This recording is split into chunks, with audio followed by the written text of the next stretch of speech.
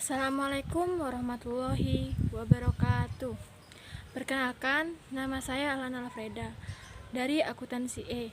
NIM saya 2112211001800.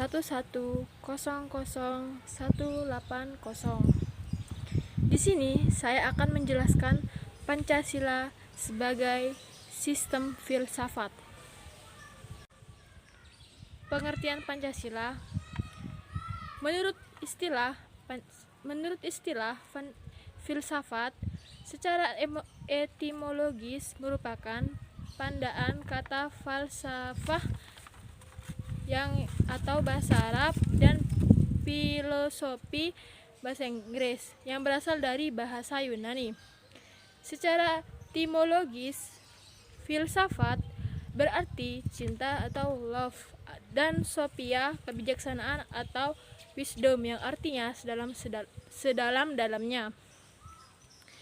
Pancasila sebagai sistem filsafat mengandung pandangan, nilai, pemikiran yang dapat menjadi substansi dan isi pembentukan ideologi Pancasila. Filsafat Pancasila adalah sebagai dasar negara dan kenyataan budaya bangsa dengan tujuan untuk mendapatkan pokok-pokok yang mendasar dan menyeluruh. Pancasila dikatakan sebagai filsafat karena Pancasila merupakan hasil permenungan jiwa yang mendalam yang dilakukan oleh the founding father kita yang dituangkan dalam suatu sistem atau Ruslan Abdul Ghani. Sistem filsafat yang pertama, bersifat koheren, yang artinya berhubungan satu sama lain secara runtut, tidak mengandung pertanyaan yang saling bertentangan di dalamnya. Kedua, bersifat menyeluruh, yang artinya mencangkup segala hal dan gejala yang terdapat dalam kehidupan manusia. Pancasila sebagai filsafat hidup bangsa merupakan suatu pola yang dapat mewadahi semua kehidupan dan dinamika masyarakat di Indonesia. Ketiga, bersifat mendasar, yang artinya suatu bentuk perenungan mendalam yang sampai ke inti mutlak permasalahan sehingga menemukan aspek yang sangat fundamental. Yang keempat, bersifat spekulatif, yang artinya buah hasil pikiran perenungan sebagai praanggapan yang menjadi titik awal yang menjadi pola dasar berdasarkan penalaran logis serta pangkal tolak pemikiran tentang sesuatu. Pancasila sebagai sistem filsafat. Filsafat Pancasila sebagai genetivus objektivus dan genetivus subjektivus.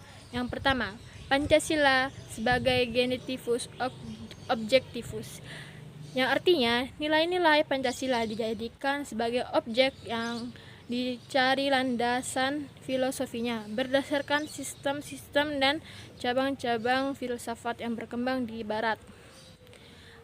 Kedua, Pancasila sebagai genetivus subjektivus, yang artinya nilai-nilai Pancasila dipergunakan untuk mengkritisi berbagai aliran filsafat yang berkembang, baik untuk menemukan hal-hal yang sesuai dengan nilai-nilai Pancasila maupun untuk melihat nilai-nilai yang tidak sesuai dengan nilai Pancasila.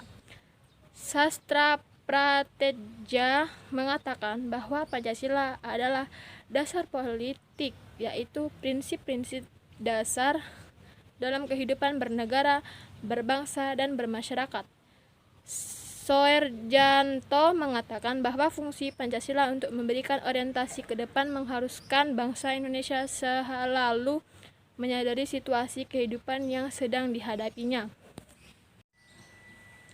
Landasan ontologis, epistemologis, dan aksiologis Pancasila.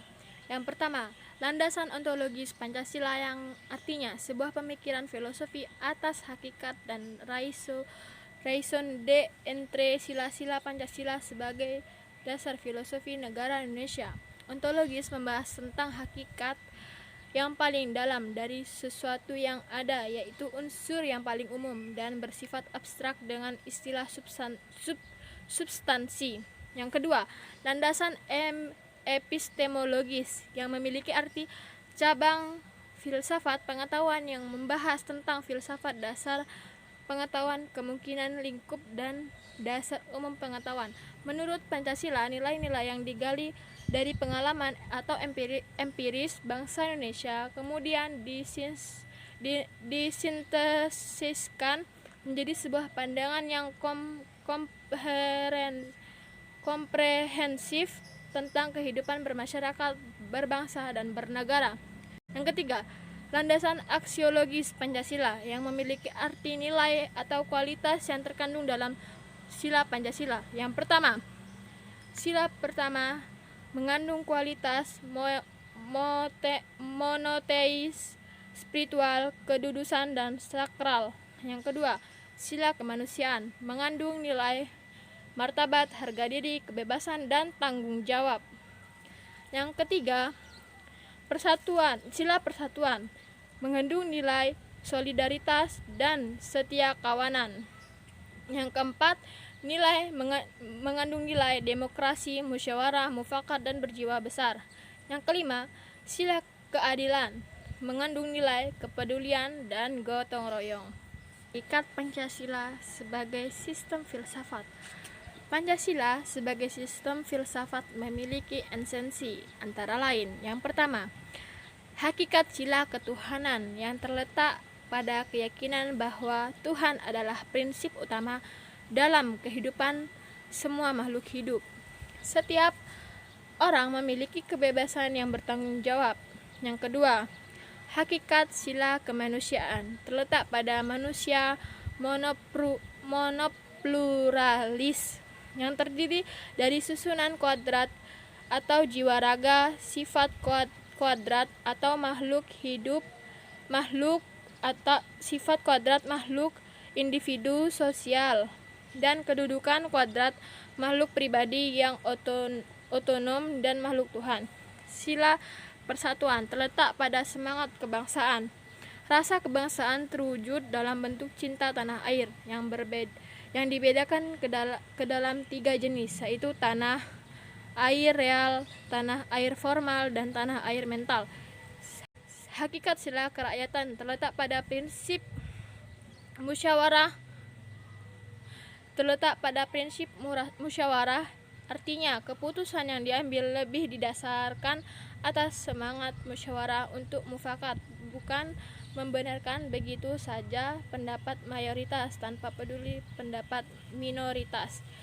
Hakikat sila keadilan terwujud dalam 3 aspek, yaitu keadilan distribusi, legal, dan komutatif.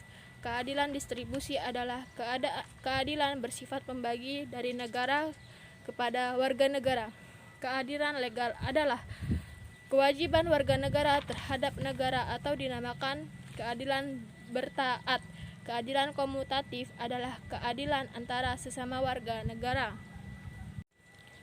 Urgensi Pancasila sebagai sistem filsafat. Yang pertama, meletakkan Pancasila sebagai sistem filsafat dapat memulihkan harga diri bangsa Indonesia sebagai bangsa yang merdeka dalam politik juridis dan juga merdeka dalam mengemukakan ide-ide pemikirannya untuk kemajuan bangsa baik secara material maupun spiritual. Bangsa sebagai sistem filsafat. Yang kedua, Pancasila sebagai sistem filsafat membangun alam pemikiran yang berakar dari nilai-nilai budaya bangsa Indonesia sendiri, sehingga mampu dalam menghadapi berbagai ideologi dunia. Pancasila sebagai sistem filsafat dapat menjadi dasar pijakan untuk menghadapi tantangan globalisasi. Yang ketiga, Pancasila sebagai sistem filsafat dapat menjadikan way of life sekaligus way of thinking bangsa Indonesia untuk menjaga keseimbangan dan konsisten antara tindakan dan pemikiran.